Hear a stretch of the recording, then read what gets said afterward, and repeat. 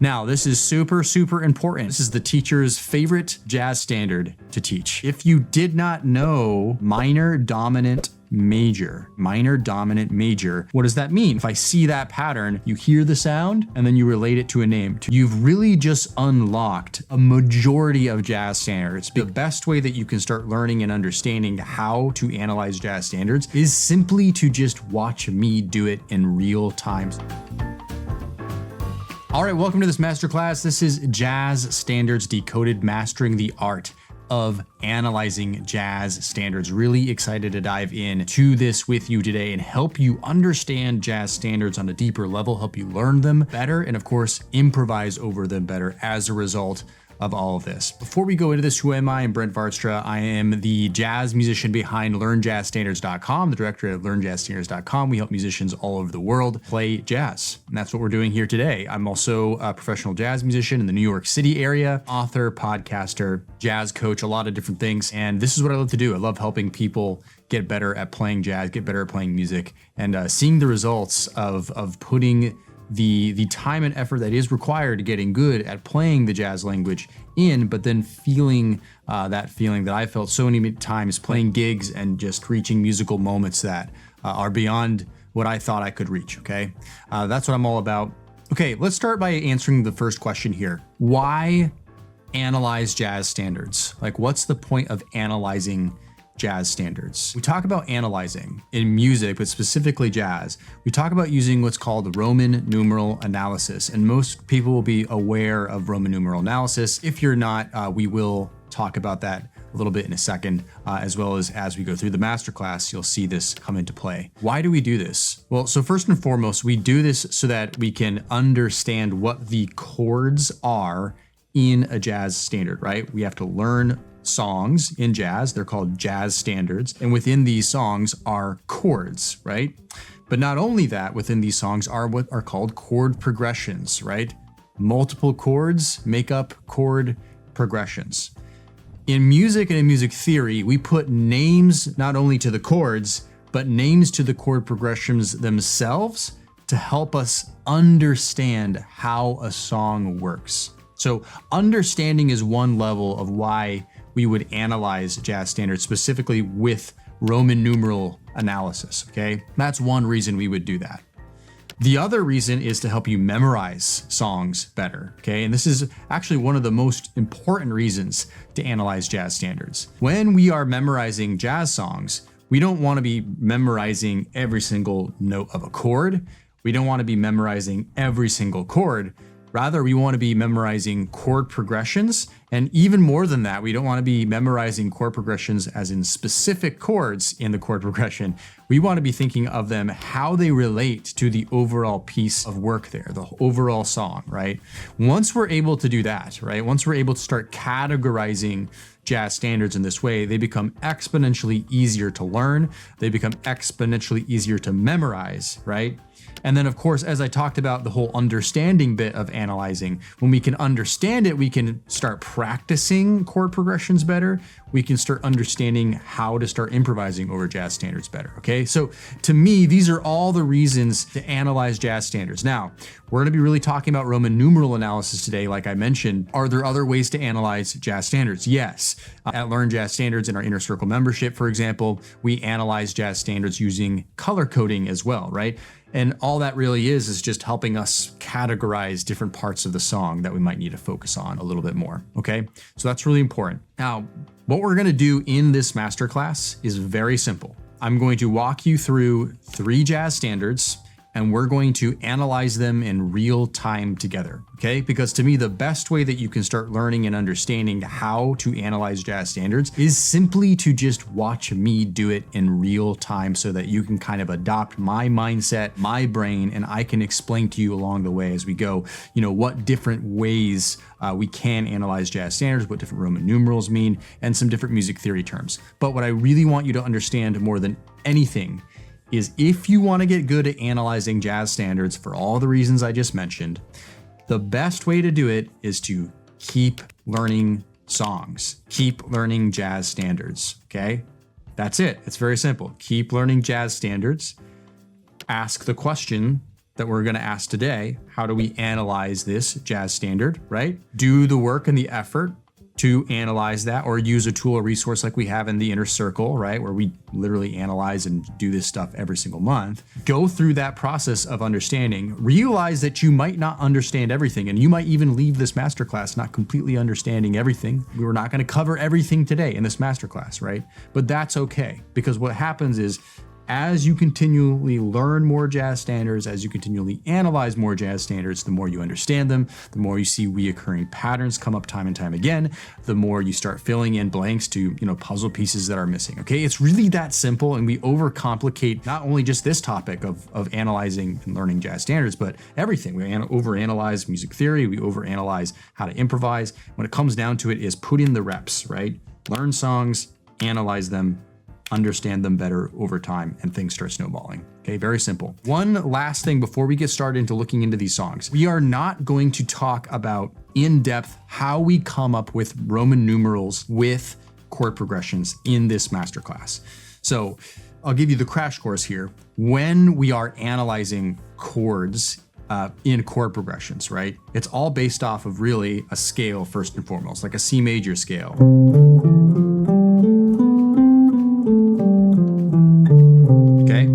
Now, if we are to harmonize that C major scale with, in our case, we're going to do seventh chords because that's the basic chords used in jazz, the default chords, if you will, then we would come up with this: a 1 chord, a 2 chord, a 3 chord, a 4 chord, a 5 chord, a 6 chord, and a 7 chord. And so that we can all go to bed tonight, I'm going to resolve that to the 1 chord again, okay?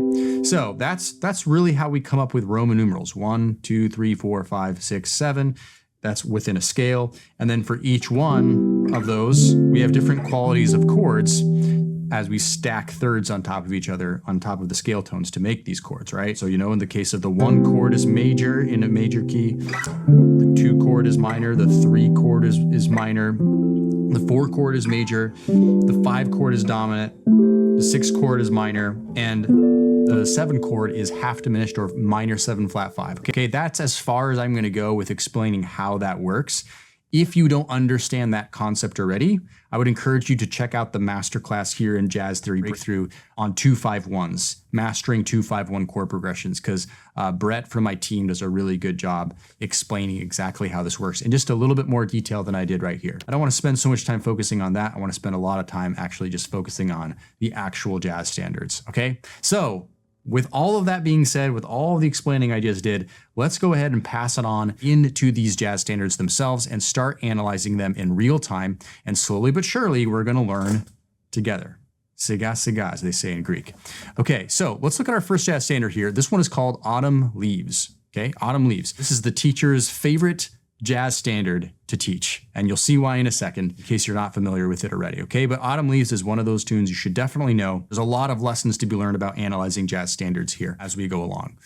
Okay, so first what I want to do here is I want to look at the first question that we ask ourselves when we're analyzing jazz standards, and that is, what is the key of the song? Okay, where do we look to find out what the key of the song is? Okay, we look right here, right? I'm going to circle that. This is the key.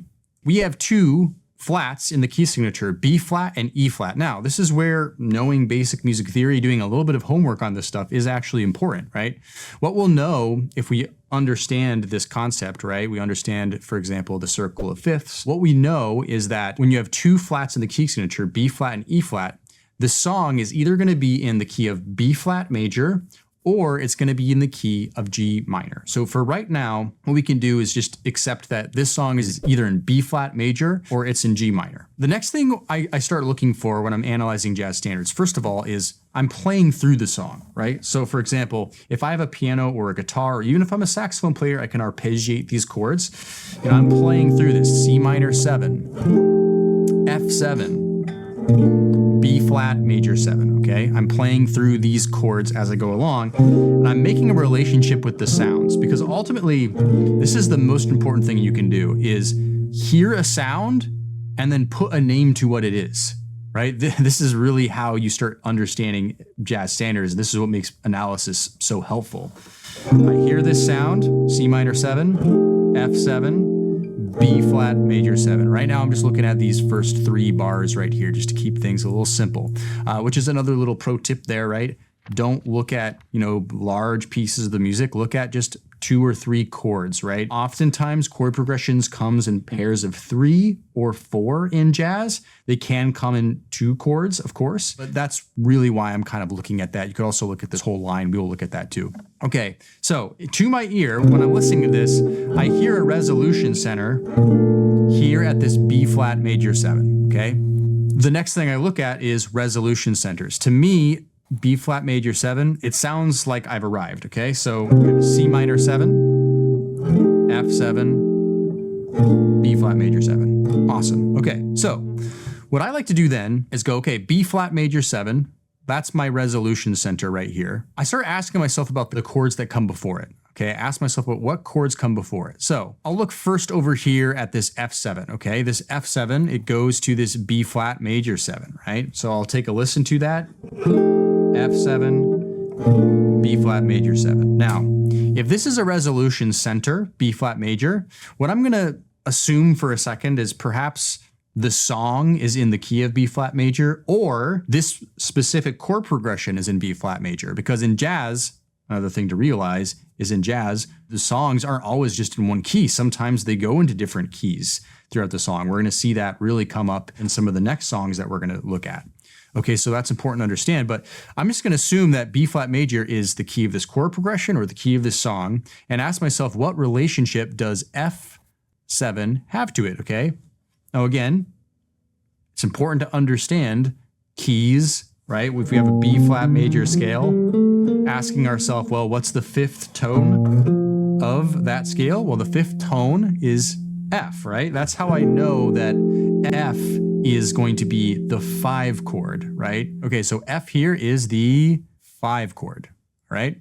Now I'm going to call this B flat major a 1 chord, right? Because again, I decided that either the song's in the key of B flat major or this chord progression. So now what we have here is 5-1. And again, if we're in the key of B flat major, and I look at F, well, F is the 5th tone of the B flat major scale. The 5th chord of every single key is always going to be a dominant 7th chord. So that makes sense. F7, that's a dominant 7th chord. All right. So it's the 5 chord. This is a 5-1 chord progression so far, right? Which is in all of music, the most important, most common chord progression, right? So it's not even jazz, 5-1. Right, so automatically, here's a pattern that I'm starting to memorize whenever I look at chords. If I see a dominant 7th chord, right, and then following that is a major 7th chord, like a B flat major 7, instead of like really trying to think super hard about the key center of B flat, I might look at that at a glance and go, is that a 5-1 chord progression? Right? That's the first thing I'm going to think about. And then if I really am unsure because I haven't memorized that yet, I haven't memorized what the 5 chord and B flat major is, I'll go and do the digging, the work to figure out what that chord is. And again, as you keep analyzing and learning jazz standards, you might not remember that F7 is the 5 chord of B flat major, but you will the more songs you learn, because you're going to see that come up over and over again, because there's a lot of B flat major chord progression in jazz standards. So you'll start to learn and just memorize, just naturally learning songs, that F7 is the 5 chord, okay? So we have a 5-1 chord progression. We're going backwards here, right? Taking a look at the C minor 7 here, which is in the first bar, we know that the C minor goes to F7, right? Now, we talked about this already. C minor 7, F7, B flat major 7. B flat major 7 felt like a resolution center to me, okay? So I'll ask myself the question here, what relationship does C minor have to B flat major? Well, again, if we were to go through the scale again, if we don't have this memorized yet, B flat, C is the 2nd scale tone of B flat major. Again, if you understand Roman numerals and chord progressions, minor 7 is what the 2 chord is in a major key. Okay, so I'm looking right here at this C minor 7. I'm like, okay, well, this is clearly a 2 chord. So what do we have here in the first 3 bars here? We have a 2, 5, 1, okay? 2, 5, 1 in B flat flat major. Now, this is super, super important because if not only you can learn to hear the sound of a 2-5-1, and honestly doesn't really matter what key it's in, just you can hear that sound happening, and you can put a name to it. It's a 2-5-1. You've really just unlocked a majority of jazz standards because many jazz standards, if not most jazz standards, include 2-5-1s in them, right? Many jazz standards have 2-5-1. So 2-5-1 is the most important chord progression in all of jazz. In this case, this is a 2-5-1 in a major key. So like I said, just by doing this, like learning songs, like let's just say I didn't know what a 2-5-1 was before this masterclass. Well, this is really important. Now you do know what a 2-5-1 is, right? Now you might not know what a 2-5-1 is in every key yet, but now you know what one is in B flat. And like I said before, 2-5-1 in B flat major comes up a lot in jazz standards. So now you know what this is. And if you learned a new song that had a 2-5 in B flat major, you would start to recognize that pattern, right? Not only would you hear the pattern, you would look at, a piece of sheet music or a chord chart like this, and you would go C minor 7, F7, B flat major 7. Oh, okay, great. Another way to like see a 2-5-1 pattern, even if you don't actually know it's a 2-5-1 in a particular key, is to look at the pattern minor 7, right? We have C minor 7 here, minor 7, dominant 7, major 7. So minor, dominant, major, right? Minor, dominant, major. If I see that pattern, before I even think too hard about it, I might think to myself, hey, is that a 2-5-1 chord progression in whatever key that's in? It's kind of these ways of thinking about it that can help you very quickly identify what a chord progression is, right? Now, looking forward, let's look here at this E flat major. This E flat major chord here. Now, here's where we could go a few different ways with the analysis. I could move ahead here and look at this next line starting at bar 5 with the A minor 7 flat 5 moving forward, and then try to figure out what this E flat major 7 is later, which we certainly can do that. But right now, I'd like to just kind of figure out what it is right away. When I look at this, I just want to make an assumption here really quick because I'm going to listen to it again.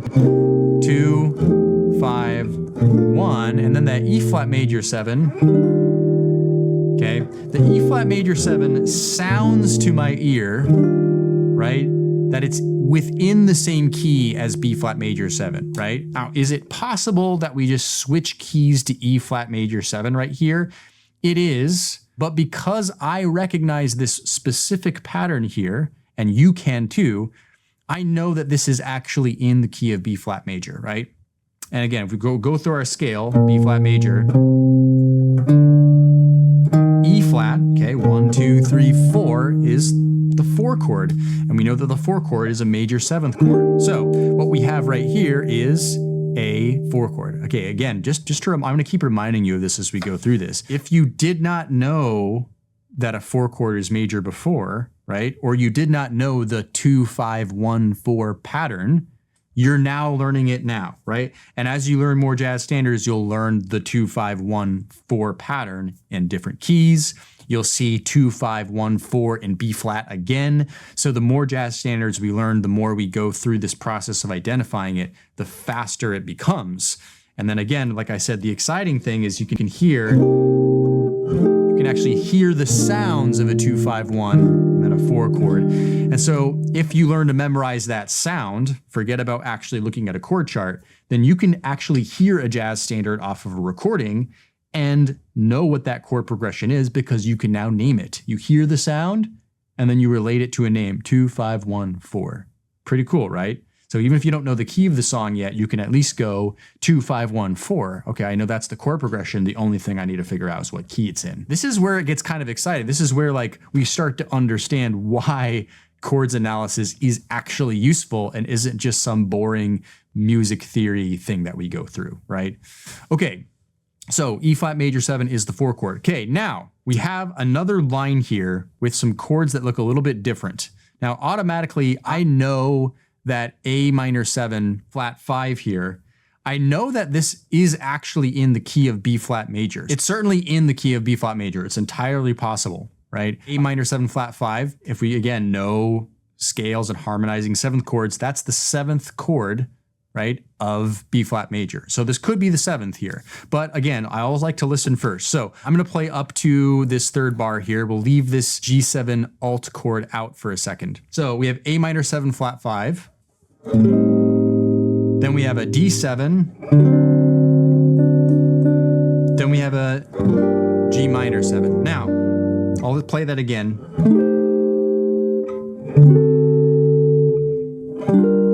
Now, to my ear again, I'm listening for, is there a resolution center there, right? And to my ear, there is a resolution center, right? It's right here. G minor 7 is our next resolution center. So while this could absolutely be in the key of B flat major, right now, because I heard a resolution to this G minor 7, I'd like to assume that either the song is in G minor, right? Because we know that B flat and E flat, the two in the key signature here, we know that that's also G minor. So right now, to me, the song is either in G minor or B flat major because there's 2 flats in the key signature, or this progression right here could just be in G minor. Okay, cool. So G minor here. So then again, I'm going to look at the chord that comes before it. D7, we know that goes to G minor, right? D7 to G minor, right? Here, I'm hearing tension and resolution, right? And once again, I'm looking, we talked about this before over here at the F7 to the B flat major 7. D7, that's a dominant 7th chord, right? And we have a dominant 7th chord, this time resolving to a minor 7th chord, okay? Now, minor harmony gets pretty messy, right? Minor harmony gets pretty messy because we're not just harmonizing a major scale, right? There's not one scale to harmonize. In minor harmony, there's the natural minor scale, there's the harmonic minor scale, and there's the melodic minor scale. And we can harmonize all 3 of those scales with 7th chords, and we're gonna get slightly different results of what the 2 chord is, or the 1 chord is, or the 5 chord is, okay? So this is where that's useful to know, but this is even more useful to know. It's more useful to actually look at a jazz standard and see how minor chord progressions come together, right? D7 is the 5 in G, right? Even if we just did the natural minor scale really quick. Okay, D7 is the 5, right? Now, the 5 chord, and this is a really important rule to remember, is always a dominant 7th chord. It is always a dominant 7th chord. Actually, if you harmonize a natural minor scale, it's not. It's a minor chord. It's D minor. That's never happening in most music. The 5 always goes to 1, just like the F7 went to B flat major 7. The D7, the 5, is going to 1. Now, notice something here. I should have mentioned this earlier. Over this G minor 7, I have a lowercase 1. Lowercase means minor, and then uppercase means dominant, like on this D7, or it means major, like on this B flat major 7, 1. And you can see here on the C minor 7, we have a lowercase 2 Roman numeral because it's minor, right? So we have a 5, 1 in a minor key, right? Again, 5, 1 in a minor key is also one of the most common and important chord progressions in all of music, not just jazz. So now let's look in front. We have the A minor 7 flat 5. When we have a 2 chord here in the scale, right? So again, we just go, let's just pretend we're doing the natural minor scale, but we could be doing the harmonic minor or the melodic minor, it doesn't matter. G, A is the 2. So G is 1, A is 2. So now I'm looking at this and I'm thinking, this is a 2 chord, right? So that's what I can do. I can put a lowercase 2 here. Now, some people like to put the half diminished sign by the 2 when they're analyzing it.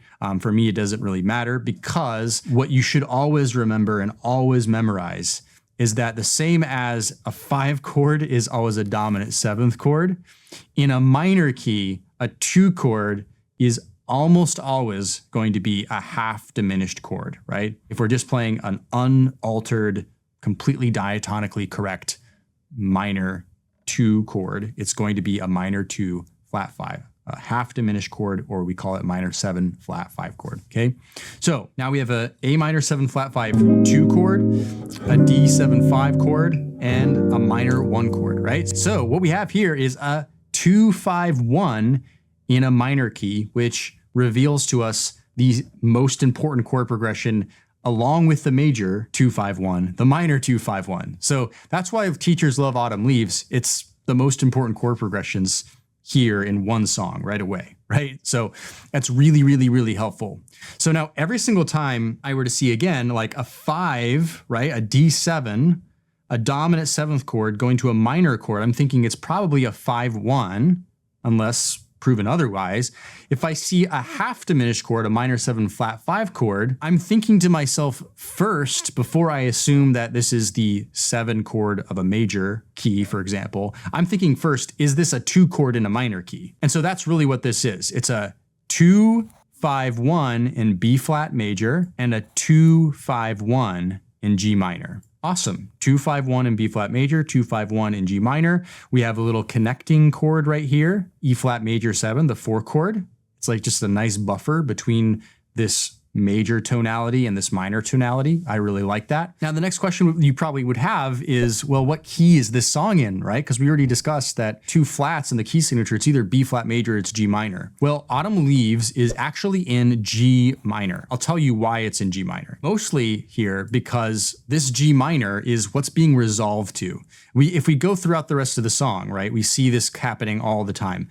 Every single cadence, right? A cadence is like a series of chord progressions or a section of the music. Every cadence resolves. As we keep going further, we actually see that this little B section here, again, minor 2-5-1 in G minor, and that repeats. We have the same major 2-5-1 and B flat major, and then we have the minor 2-5-1, and the song ends on G minor, right?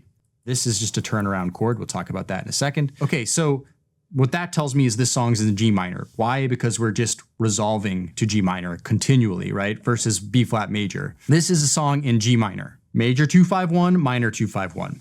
Okay, now let's look at this chord right here, G7, because this is a really interesting chord. What I want to do with this G7 here is look both at the chord that comes before it, it's G minor, and the chord that comes after it, which is C minor. Now, first of all, again, I'm playing through this and I'm going, after the G7 here, we have a C minor 7, an F7, a B flat major 7, E flat major 7, and then a 2-5-1 in a minor key, right?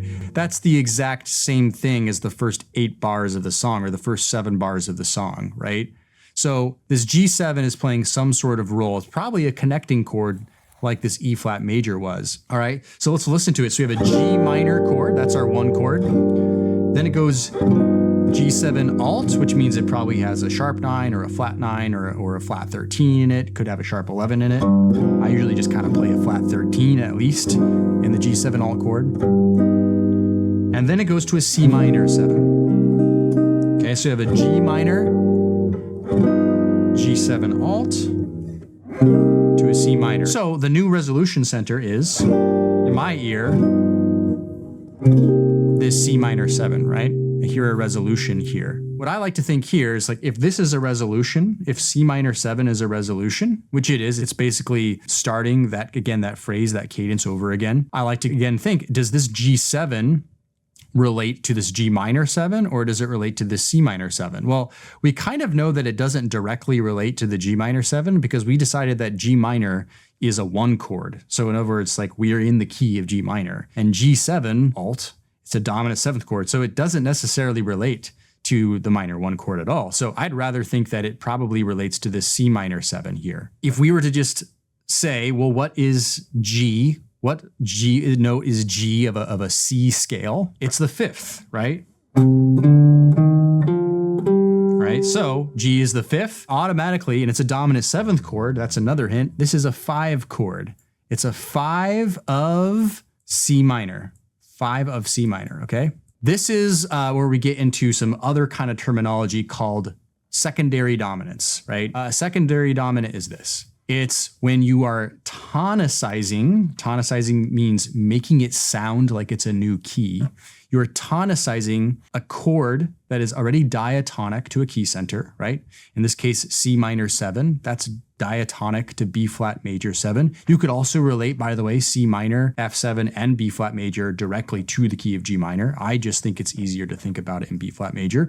So C minor 7, though, that's diatonic to the key center of B flat major. But this G7 is a 5 chord of the C minor 7. In other words, it's making the C minor 7 sound like we are in the key of C minor for a second, except for that we continue the chord progression to F7 and B flat major 7, and our ear quickly turns B flat major 7 into the resolution center, okay? So when we are tonicizing a chord, another diatonic chord, we call it a secondary dominant, right? In this case, G7 alt to C minor 7, right? And this secondary dominant would be called the 5 of 2. Why the 5 of 2? Because we already defined that C minor 7 is the 2 chord, right? 2, 5, 1, right? So C minor 7 is a 2 chord, so we call it the 5 of 2. G7 is the 5 chord of 2, making 2 sound like it's the new key center, but it's not. This is really important to understand too with jazz improvisation, because jazz musicians often will add secondary dominants in front of chords, or even change chords completely to become secondary dominants so that it creates more tension and resolution in their jazz lines, right? That's something that's really important to jazz, is tension and resolution. So when we have that G7, it creates a bunch of tension, right?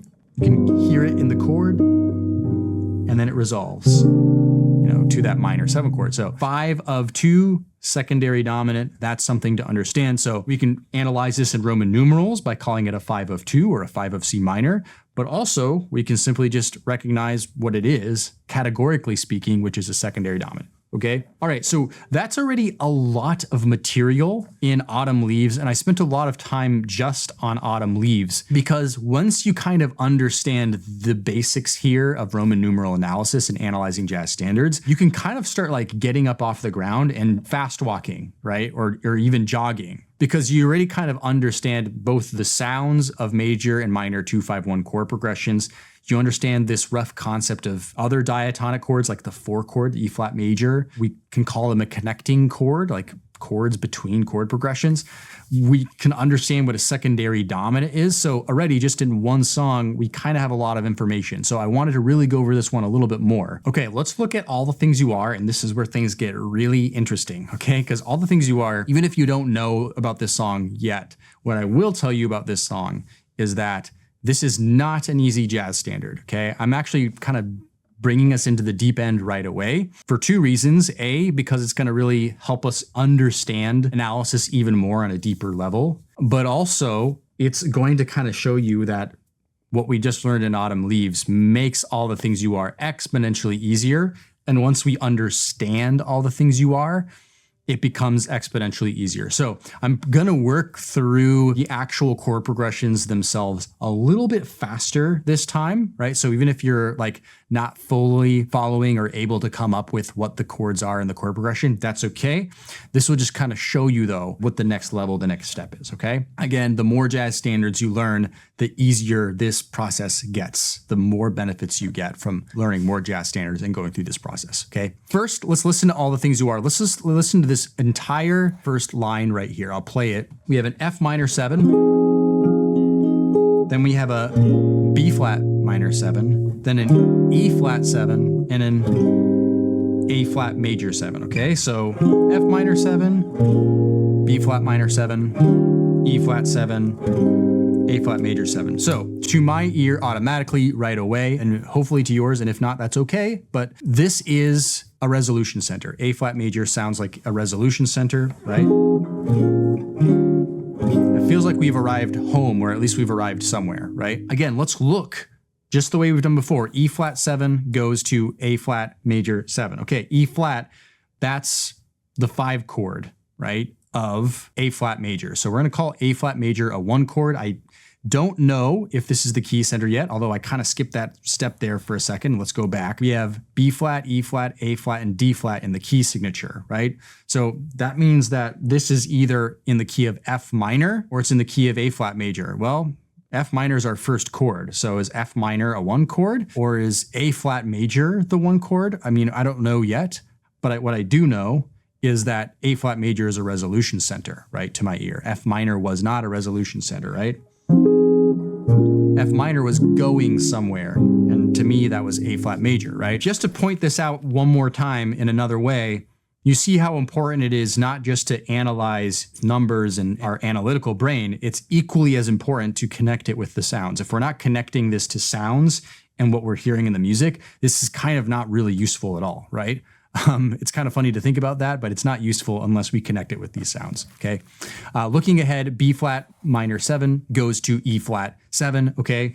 B flat, it's a minor chord, right? Again, I'm looking at this pattern, minor, dominant 7, major 7. We talked about that before. That's a clue that this is a 2, 5, 1 chord progression. So we have a 2, 5, 1 in A flat major. So what is this F minor 7? Well, again, looking at the key center, it could be one chord, a minor 1 chord. But again, because A flat major is the resolution center in my ear, I want to see how F minor 7 relates to A flat major 7, right? And it relates in this way. It relates that it's the 6th chord. And again, how do I know this is the 6th? If we go through the A flat major scale,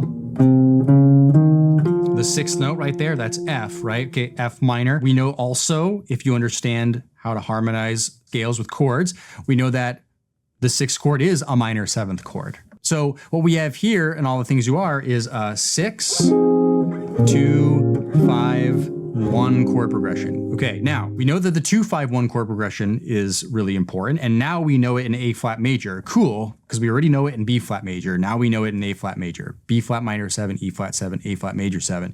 But now we know another very important chord progression, which is the 6, 2, 5, 1. That's again why understanding 2, 5, 1s is important, because there's the 2, 5, 1, but then a lot of the other chord progressions are just adding chords before and after the 2, 5, 1, right? So that's why it's so important. So now you know what a 6, 2, 5, 1 chord progression is.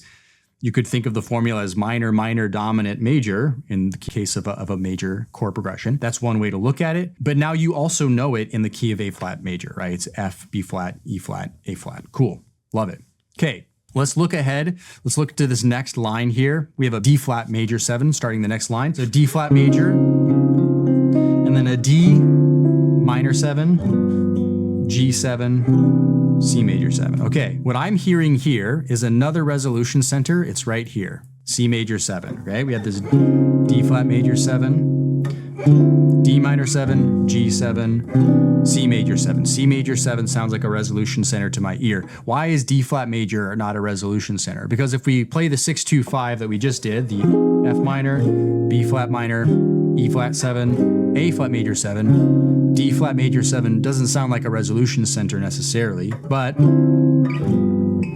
C major does. Okay, two things we could do.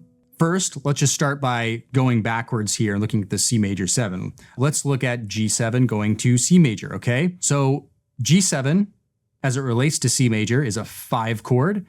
So we'll call C major the 1 chord. D minor 7 is the 2 chord of C major 7, right? So I'll put a 2 chord. So once again, we have a 2, 5, 1 chord progression in C major. Pretty cool, right? Once again, there's that 2, 5, 1 chord progression, minor, dominant, major, D minor, G, C major. And now we're seeing the 2, 5, 1 pattern again. We're hearing it in our ears again, but we are also memorizing what a 2, 5, 1 in C major is without going through some kind of exercise like, let's practice our 2, 5, 1s in all 12 keys, which is a great exercise to do, but it's even better when you can do it in context of a song. So then let's look at D flat major. Okay, so D flat major, does it relate to C major? Well, if we go through a C major scale, at no point do we ever hit a D flat major. Okay, so automatically crossing that out of my head, D flat major is not related to C major, right? In fact, D flat major is like a half step away from C major. So does it relate to our last resolution center, A flat major? It does.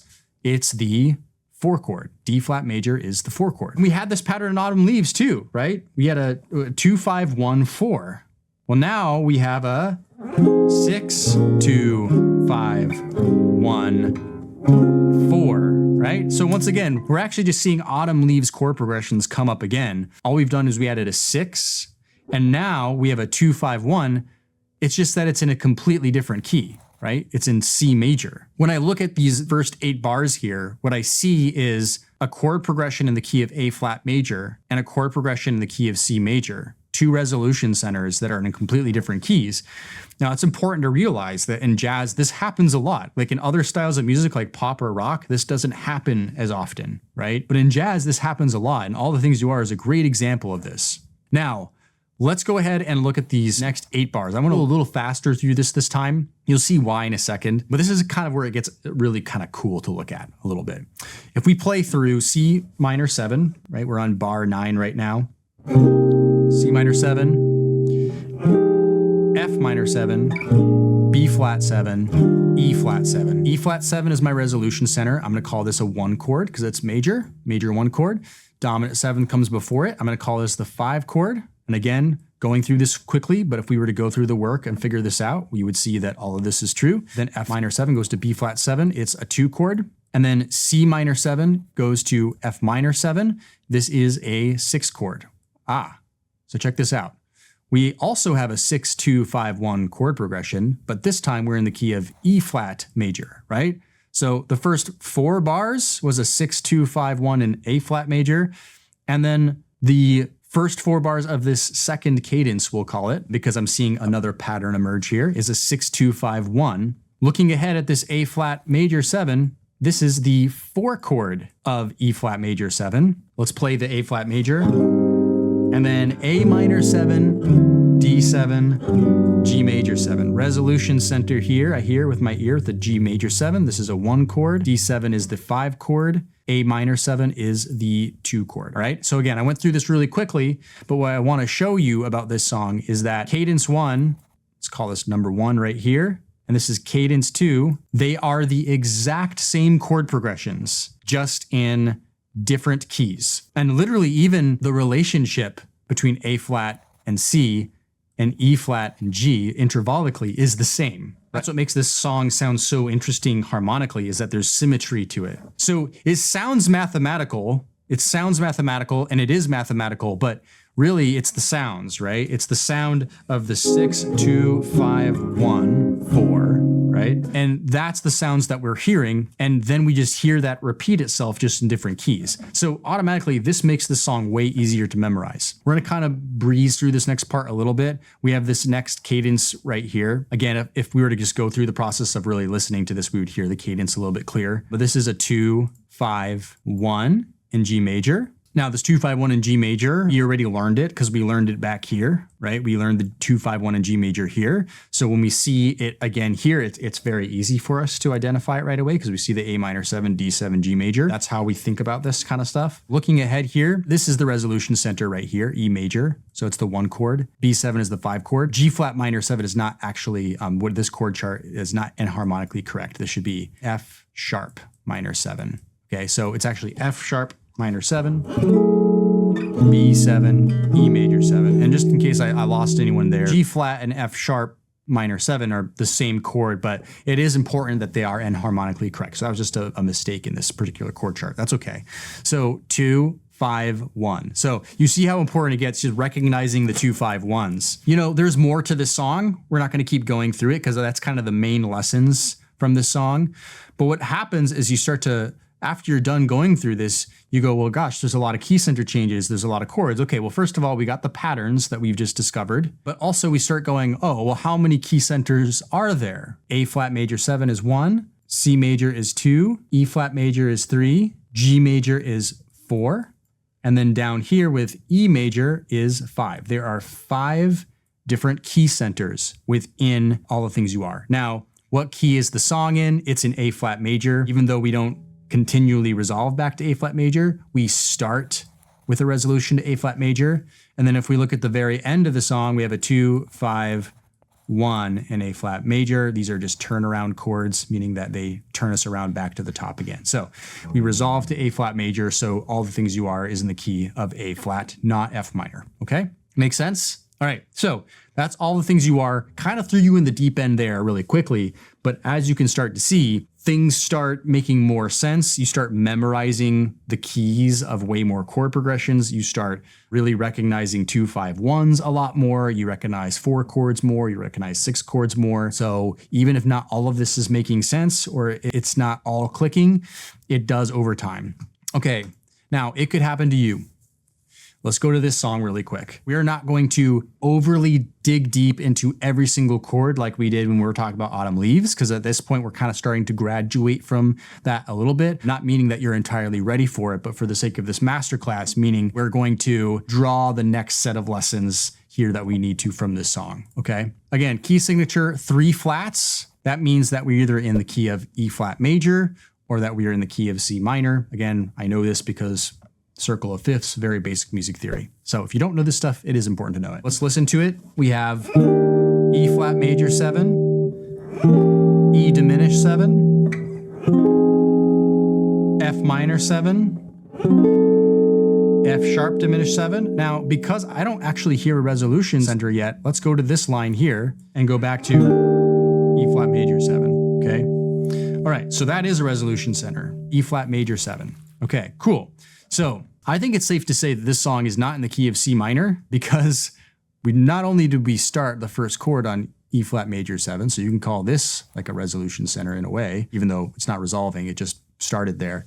We definitely heard it resolve here. So I think automatically we can call this E flat major a 1 chord, and we can call this E flat major a 1 chord. Okay. Then what the heck is all this other stuff? This is where we start getting a bit into diminished theory, and we're not going to go deep hard into diminished theory right now, but this will help you start to think about diminished chords and their role in jazz. So we have an E flat major 7, we have an E diminished 7, then we have a F minor 7. Now, you could call this a resolution center. In fact, your ear might have called it a resolution center. Mine didn't really completely call it a resolution center just yet, but this could be called a resolution center right here. Let's do that for the sake of analyzing this right now. When we look at the way the roots move, E flat, E, F, the first thing to notice is the chromaticness of it. E flat, E, F, chromatically moving in half steps, right? Then we have a stable sound, E diminished 7. It's a tense sound, a tension sound. F minor 7 is a stable sound, okay? So the diminished sound is not stable. It wants to go somewhere is what that means. It needs to resolve somewhere. F minor 7 is a stable sound, right? Okay, cool. When we're looking at this automatically before we even put Roman numerals to it, what I want you to understand what this actually is this is a passing diminished chord. I know that it's playing the role as a passing diminished chord because, again, stable sound in the E flat major, stable sound in the F minor, and then diminished is not stable. And we talked about kind of how this F minor 7, it sounds like a resolution center. Okay, so even if you don't understand anything else about why this chord progression works, look at the diminished chords, and anytime you see any diminished chord, ask yourself if it's a passing diminished chord. And 9 times out of 10, it will be. There are cases like in the blues where it won't quite be, but it is most often in jazz going to be a passing diminished chord, which means it serves as helping you go from one chord to the next using the tension that the diminished chord provides, and that the following chord will provide stability, like the F minor 7. If we really want to dig deep into understanding like diminished chords, I can give you just a really quick picture of what this looks like. What E diminished 7 is actually a substitution for is a C7, okay? So E diminished 7 is a passing diminished chord, but also it is a substitution for C7. So if this was a C7 instead of an E diminished 7, it'd be E flat major 7, and then C7, and then F minor 7, okay? So when we look at it that way, this is actually 1, and then the C7 is a 6, except for it's a dominant 6 instead of a minor 6, and the F minor 7 is a 2 chord. When we see a dominant 6 instead of it's a diatonically correct minor 6, what does that mean? Well, we just talked about that already. It's a secondary dominant, right? Because C7 is also the 5 chord of F minor 7. So C7 is the 5 of 2, right? We've seen the 5 of 2 before, right? We've discovered that before in Autumn Leaves when we talked about secondary dominants, 5 of 2. So there it is again. It's just a hidden one, because if we look at E diminished 7 and C7, well, one thing we could do with the C7 is we could put a flat 9 on it. And again, I won't get into all the theory now of why we can do that, but it's one of the altered extensions that we can add onto a dominant 7th chord. If we look at a C7 flat 9 chord, it is really the same notes as the E diminished chord. That's a C7 flat 9, and this is an E diminished 7. They sound pretty much the exact same, right? So E diminished is a substitution for a dominant 6 chord, right? In this particular case, C7. Really, we have this hidden secondary dominant in there. That's how that actually works. So when you're improvising over, it could happen to you. You can either play diminished ideas, or you can play altered 6 chord dominant ideas that resolve to a 2. So we have a 1, and what we can call this passing diminished, we can either call this the flat 2 diminished or the sharp 1 diminished. We'll call this the flat 2 diminished. Okay, so 1, flat 2 diminished, 2, and then F sharp diminished. What's F sharp diminished? Well, this is kind of an interesting one. And again, I could do a whole masterclass on diminished theory. We're not going to do that, but we are going to call this the flat 3 diminished, right?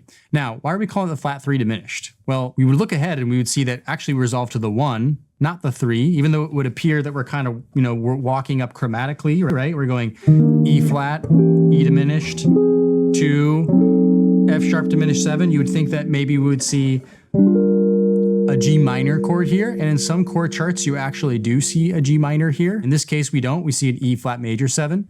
We could go into more theory explaining how the 3 chord and the 1 chord are like really substitutions from each other. Okay, I just told you that. I won't go into further explanation about why. But in this case, we go to the E flat major 7, right? What this is also just a tension and resolution sound. So we could think of this as okay, well, the E flat major 7 could be a G minor 7 because we said the 3 and the 1 could be interchanged. But if we just for a second just say, no, it's an E flat major 7 and that's what it is. Well, an F sharp diminished 7, if we brought that down a minor third, right, which diminished chords, you can move them in minor thirds and it's just inversions of the same chord. We would have an E flat diminished chord, right? Okay, if you listen to that, E flat diminished to 1, it's like a tension and resolution sound, right? So ultimately, regardless of how the chord actually works, what it's doing is it's creating tension and resolution. And that's what diminished chords do. They create tension and then they give you resolution. That's really the entire goal of passing diminished chords, right? And so that's what we have. We have E flat, E diminished, passing diminished, F minor 7, 2, flat 3 diminished, F sharp diminished 7, and then E flat major 7, right? The reason why we go through this song specifically is because inevitably the question will come up is like, hey, cool, 2-5-1s, 6-2-5-1s, I get it, but what happens when you throw harmony that just doesn't seem to make sense at me? How do I analyze this? So this was me showing you here that when we have diminished chords, when we have more complicated harmonic movements like this, yes, we can make sense of them.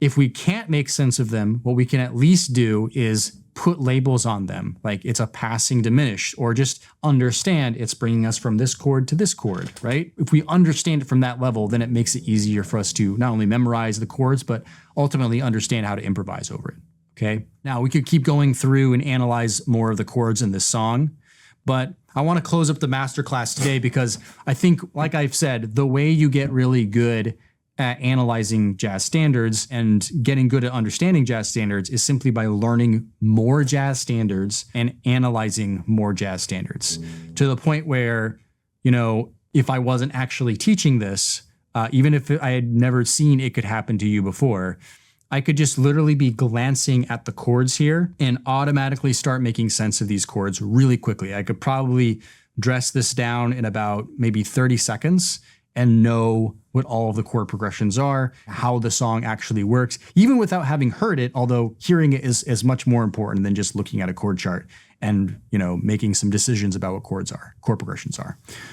So that's important to understand. So learn a jazz standard, get some lessons, memorize keys of important chord progressions, categorize the chords together, put that one away, learn another song, learn more chord progressions, see familiar patterns again, see unfamiliar patterns like the passing diminished chords until, of course, passing diminished chords are no longer unfamiliar to you. And that's how you get better, faster at this, and more effective at playing jazz standards. Hope you enjoyed this masterclass. Hope that you start exploring Roman numeral analysis over jazz standards. Hope you explore and continue to learn more jazz standards, and you will improve over time. Appreciate all of you. Appreciate your time. Go out there and happy practicing.